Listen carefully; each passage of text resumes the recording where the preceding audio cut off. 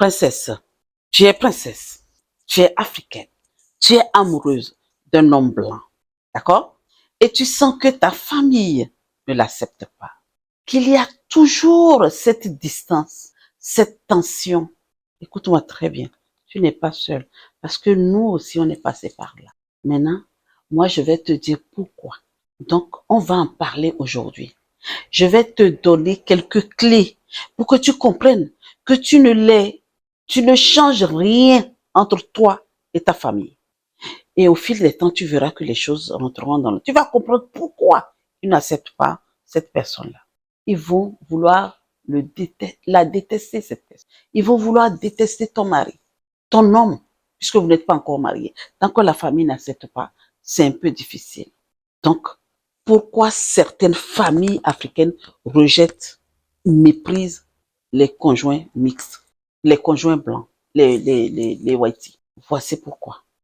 La première des choses, le poids de l'histoire coloniale. Écoute, je t'ai toujours dit, et je vous ai toujours dit, que le whitey, qu'on le veuille ou non, on peut monter voir Jupiter et descendre dans sa petite tête, dans son petit cerveau là, il y a la part du colon dedans.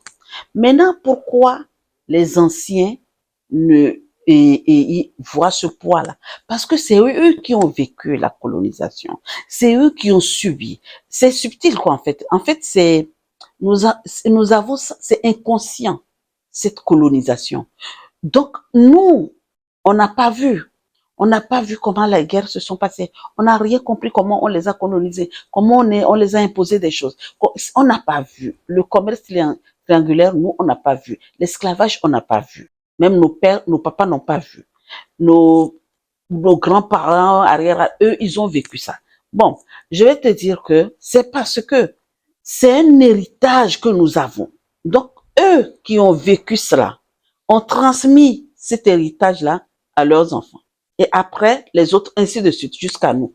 La preuve est que jusqu'à aujourd'hui, il y a des parents qui n'acceptent pas le mariage mixte du côté blanc comme du côté noir. Parce que moi, quand j'ai rencontré mon Haïti et que j'ai parlé à mon frère, il n'était pas content, mon cousin. Il n'était pas content. Les débuts, quand je lui ai dit, j'ai dit, ah, un tel, j'ai rencontré quelqu'un, on a commencé à parler, ça se passe bien et tout ça. Ah oui, mais c'est très bien, mais et après je finis de discuter avec lui, il dit, ah ouais, il était temps, ben ça suffit comme ça, tu es restée trop longtemps toute seule. Je dis, mais c'est pas que mais je me suffisais aussi, tout allait bien. Bon, là, j'ai accepté, j'ai décidé, et, et là j'ai dit, par contre il est un blanc, hein. Aïe, aïe, aïe, aïe, aïe, aïe. La conversation a changé. Oui. Ah bon? J'ai senti que mon cousin n'était pas content pour moi.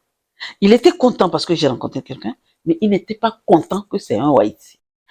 Pour te dire que nous vivons dans un pays où nous n'avons pas notre famille et c'est lui ma famille. Il a pris du temps avant de venir me voir. Et avant de le rencontrer en plus. Parce que j'avais organisé, je ne sais pas combien de mois, plusieurs mois, hein, plusieurs mois avant qu'il ne vienne. Parce que j'ai organisé quelque chose, je l'ai invité là, à la maison, chez le Haïti. En ce moment, je ne suis pas encore venue vivre là, mais je venais peut-être des fois passer le week-end avant de partir, rentrer. Et là, il a accepté de venir. Il a pris du temps. Ça n'a pas été facile. Et là, toi, à plus forte raison, nous là, regarde-nous notre âge. Hein. Et toi, tu vas aller annoncer tes parents. Parce que quand tu es jeune, tu vas te marier avec un Haïti. Vous allez faire des enfants. Nous, on est déjà vieux. On n'est pas dans l'histoire d'enfants. On est là pour ensemble. Si ça va, ça va. Si ça ne va pas, allez, basta. Chacun s'assoit et Dieu le pousse. Voilà. Chacun pour soi, Dieu pour tous. Voilà. Donc, ce poids colonial fait que il y a cet héritage qui est là, qui fait que ils ne vont toujours détester le colon, mais inconsciemment. Deuxième chose, la deuxième chose, le deuxième point, les chocs culturels. Tu sais, dans beaucoup de familles africaines, de toutes les familles africaines, le mariage est communautaire et sacré. Le mariage, donc il faut les dots, il faut ceci. En fait, c'est deux familles qui se marient. Ce n'est pas pareil chez les Haïti. C'est à qui mieux mieux, en fait. En Afrique, quand tu veux te marier, le gars va aller voir ses parents. Il va dire à ses parents que j'ai rencontré un oiseau, l'oiseau de quelqu'un, ou une perle de quelqu'un, et j'aimerais que vous m'accompagniez pour que je puisse aller demander la main de cette perle. Vous voyez, tu vois comment ça se passe en Afrique. Donc, tous les Africains le sachent, le connaissent, le savent. Ils savent, tous les Africains savent. Donc, je n'invente rien, je ne dis pas quelque chose qui n'existe pas. Et maintenant, la famille du gars va poser des questions à leur fils. Est-ce qu'il est sûr de ce qu'il raconte? Oui. Maintenant, lui, quand ils vont décider de venir faire connaissance chez la fille, il va dire à la fille, j'ai parlé à mes parents, on viendra voir tes parents. D'habitude, c'est la fille parle toujours à sa mère. Donc la fille va parler à sa maman, ils vont organiser, bref, le papa va être au courant et tout ça là, ils vont organiser la première venue. Mais ce n'est pas pareil chez les Whites. Vous allez vous rencontrer, vous sortez ensemble. Bon, soit la fille vient, on voit, ta famille est là, ta famille n'est pas là, on s'en fout. Parce que moi, j'ai vu des Whites là. Moi, j'ai déjà vu les Whites faire des enfants avec un homme. La famille, le papa ni la maman n'a jamais eu à discuter avec l'homme. J'ai vu ça. Mais c'est pas pareil en Afrique. Même si vous n'allez pas vous marier, même si c'est une grossesse qui arrive, il y a toujours un pas que l'homme doit faire. Donc, cette peur-là, ce poids-là, ce choc culturel qu'il n'y a pas, ce choc culturel qu'il n'y a pas chez les Whites là, c'est ça qui fait que tes parents, tes vieux, la famille ne sera pas content, ils vont pas, vraiment la famille ne va pas être contente de toi ou de lui. Parce que c'est deux familles qui se marient. Maintenant, si l'autre famille n'est pas là, comment ça va se passer? C'est cette peur-là qui est là. En troisième position, c'est la peur que tu deviennes blanche. Oui, blanche veut dire quoi? Que tu changes beaucoup de choses en toi. Que tu t'adaptes beaucoup plus que l'autre s'adapte. Que tu fasses ce qu'il a envie que tu fasses. Que tu oublies ta culture. Que tu mettes les choses de côté. Ce que tu ne dois pas mettre de côté, que tu mettes ça de côté. Ta tradition. Les traditions, ce qui n'est pas négociable. Ta culture. Que tu puisses parler uniquement que sa langue.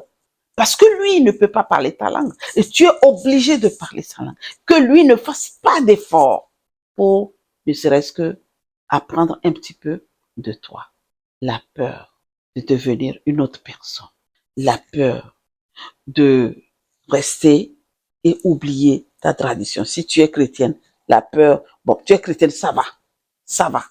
Mais surtout, si tu es traditionnaliste, si tu pratiques ta tradition ancestrale comme moi, ça va être difficile. C'est pour ça que je vais te dire, les débuts, mon cousin n'était pas content.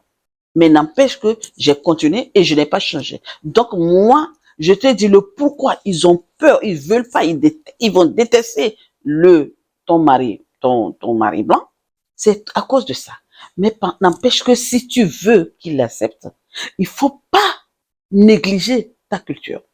Ne néglige pas ce que tu es. Bon, des fois, il y a les Whites, c'est vrai, ils ont amené l'église en France, mais ils ne vont pas à l'église ailleurs. Hein. C'est pas tous qui vont à l'église. Hein. Non, non, non, non. Il y en a ceux qui ne veulent même pas entendre parler de l'église. Donc, toi, tu veux aller à ton église, ils s'en foutent, ils te laissent. Cette partie-là, n'aie pas peur. Mais c'est autre chose quand même. Des fois, même, tu vas aller à l'église. Et n'oubliez pas, hein, vous allez à l'église, mais n'oubliez jamais d'où vous venez. Et ça fait peur aux parents. Maintenant, le quatrième point, c'est l'ego, l'orgueil identitaire. C'est que là, ils disent, parfois, ils ont peur que tu sois rejeté, que la famille de l'homme te rejette, que la société te rejette, leur entourage. C'est pour ça qu'ils aiment pas, ils ont peur de ça, que tu sois la risée des autres. Ils t'ont fait, ils savent qui tu es. Tu es une reine, tu es une princesse. Et maintenant, tu vas aller dans l'autre foyer et tu n'es plus ce que tu es. Et ça leur fait peur. Ça fait peur à ta famille. C'est pour ça qu'ils vont détester ton mari blanc. Parce que quand tu vas aller dans ce couple-là et que tu changes, c'est pas bon. Donc, moi, mon conseil est, donc je t'ai donné les points qui font qu'ils vont détester ton homme. Puisque moi aussi, je suis passée par là. Mais ne renie rien de toi. Dès le début, là, dis à ton homme que voilà qui je suis. C'est ça que je vous dis. Votre identité est très importante. L'identité, là, c'est ça qui nous représente. Notre manière de parler, notre manière de s'exprimer, notre langage et le respect et l'éducation qu'on a eu là. C'est ça qu'il ne faut pas changer. Et il faut que tu saches poser les limites. Dire non. Ne te rabaisse pour rien au monde. C'est tout ça que les parents ont peur et ils vont détester ton homme quand tu vas juste venir le présenter. Alors que vous êtes amoureux. Soi-disant peut-être. D'accord? Donc, princesse, si tes parents détestent ton mari blanc, retourne en toi, regarde, observe ce qui se passe, ce que tu as changé, qu'est-ce que tu as changé dans ta vie, observe cela, et là, tu sauras quoi arranger pour qu'ils arrêtent de le détester, parce que s'ils détestent ton mari, ils vont détester tes enfants. Alors que si tes parents détestent leurs petits-enfants, ce n'est pas une bonne chose pour eux. D'accord? T'as compris? Donc, revois les choses. Retourne en arrière. Prends le temps de t'asseoir et pose-toi des questions. Qu'est-ce que j'ai changé dans ce mariage? Qui est-ce que j'étais et qui est-ce que je suis aujourd'hui? Le pour et le contre. Je ne te demande pas de ne pas t'intégrer. Je ne te demande pas de ne pas t'adapter. Mais l'adaptation est mutuelle. C'est vous deux. D'accord? En conclusion, je vais te dire que il faut toujours en parler. Parler, ce n'est pas divulguer ton histoire et c'est pas n'importe qui que tu dois parler. Mais c'est déjà de guérir et de trouver des compromis avec ta famille. Si tu as un problème comme ça, il est bon de parler que de rester seul. Si toi, toute seule, tu n'arrives pas à faire ton auto-analyse, tu ne te comprends pas, va voir un thérapeute, va voir un coach, va voir un psychologue, va voir un psychiatre ou quelqu'un d'autre pour dire, bon voilà, je me suis mariée à un whitey, ma famille le déteste et je ne comprends pas. J'ai envie de comprendre.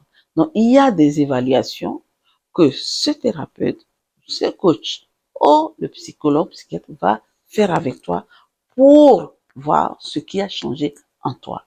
Il y aura des questions que le spécialiste va te poser. Et c'est à l'issue de ces questions-là que vous allez trouver des solutions. Fais tout ce qui est en ton pouvoir pour que ta famille ne déteste pas ton mari. Mais si tu n'arrives pas, princesse, eh bien, ne fais pas d'enfants. Parce que c'est les enfants qui vont porter le poids. Est-ce que tu seras heureuse de voir tes enfants souffrir? Non. Tu as deux choix, même voire trois. Le premier choix, que tu t'auto-évalues et tu t'auto-analyses pour voir qu'est-ce que tu as changé dans ta vie, qu'est-ce qui a changé, qu'est-ce que tu étais et qu'est-ce que tu es devenu, hein, et arranger cela pour vraiment faire tout ce qui est en ton pouvoir pour que ta famille ne déteste pas ton homme. Ça, c'est la première des choses. La deuxième chose est, soit tu prends tes clics et tes claques, tu pars. Hein. Moi, je vais dire toujours, tu pars. Et la troisième chose, ne fais pas d'enfant. Si tu ne fais pas d'enfant, ça veut dire que le mariage n'est pas bien.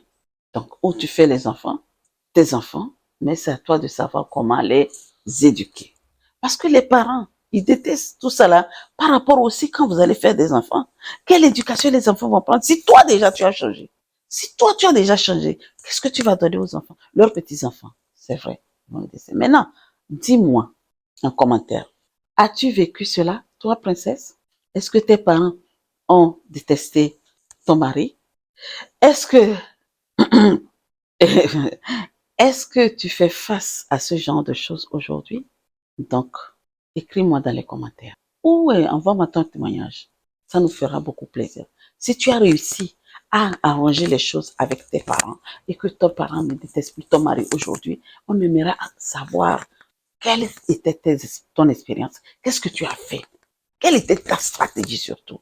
Qu'est-ce que tu as mis en place? Il y a plusieurs princesses qui vont vouloir te lire. Parce qu'il y a beaucoup de personnes qui souffrent dehors. Oui. Sur ce, je m'arrête là et je te demande quelque chose. Abonne-toi si ce n'est pas encore fait. Clique sur la cloche de notification. Partage et commente. On veut vraiment te lire. Aime. Partage avec la fille, s'il y a une princesse qui souffre aujourd'hui dans son mariage parce que ses parents détestent son mari. Partage cette vidéo-là avec elle. Sur cette chaîne-là, avec ces vidéos-là, nous allons parler avec vous, les princesses, les reines que vous êtes. On va parler beaucoup du mariage mixte, sans tabou, sans se cacher. On se dit à très vite pour une nouvelle vidéo. Merci.